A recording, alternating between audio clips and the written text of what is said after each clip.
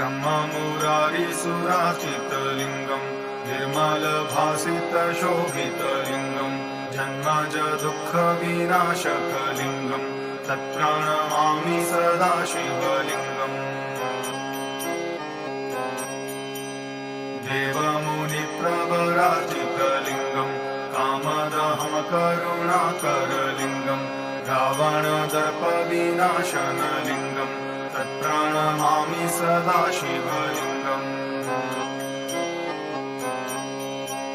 सर्वसुगन्धिसुलेपितलिङ्गम् बुद्धिविवर्धनकारणलिङ्गम् सिद्धसुरासुरवन्दितलिङ्गम् तत्प्रणमामि सदा शिवलिङ्गम्